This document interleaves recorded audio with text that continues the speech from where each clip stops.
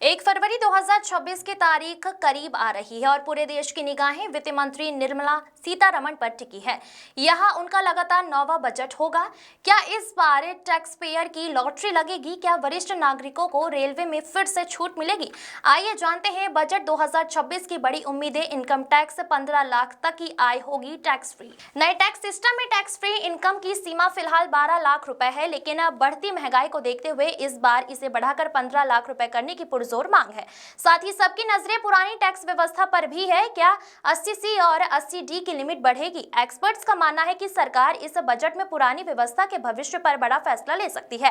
Health और insurance से इलाज होगा सस्ता। कोरोना के बाद से हेल्थ सेक्टर पर सरकार का फोकस बढ़ा है, लेकिन आम आदमी के लिए मेडिकल खर्च अभी भी एक चुनौती है। बजट 2026 में सेक्शन 80D के तहत हेल्थ इंश्योरेंस प्रीमियम पर टैक्स छूट की सीमा बढ़ने की उम्मीद है। इसके साथ ही अस्पतालों की बुनियादी ढांचे और मेडिकल रिसर्च के लिए बड़े फंड का आवंटन किया जा सकता है। सरकार का लक्ष्य मेडिकल एजुकेशन को और सस्ता और सुलभ बनाना है। ऑटोमोबाइल और डिफेंस आत्मनिर्भर भारत की ओर कदम प्रदूषण कम करने के लिए ईवी पर जोर है, तो वहीं सीमाओं की सुरक्षा के लिए डिफेंस सेक्टर में बड़ी तैयारी। ऑटोमोबाइल सेक्टर को उम्मीद है कि सरकार इलेक्ट्रॉनिक व्हीकल ईवी के पुर्जों पर लगने वाली ड्यूटी कम करेगी और चार्जिंग स्टेशन बनाने के लिए नई रियायतें देंगी। दूसरी ओर डिफेंस सेक्टर में सरकार का पूरा जोर आत्मनिर्भरता पर है। रिपोर्टरों के अनुसार क्रिटिकल मिनरल्स और डिफेंस इंफ्रास्ट्रक्चर के लिए कैंपेक्स में भारी बढ़ोतरी की जा सकती है ताकि विदेशी निर्भरता कम हो सके।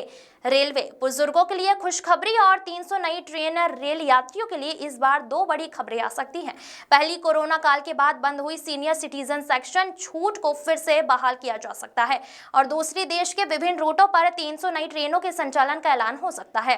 ट्रैक डबलिंग और स्टेशनों के डेवलपमेंट के लिए भारी भरकम बजट आवंटित होने की संभावना है। तो साफ है कि बजट 2026 में सरकार का संतुलन राहत और रफ्तार के बीच रहने वाला है।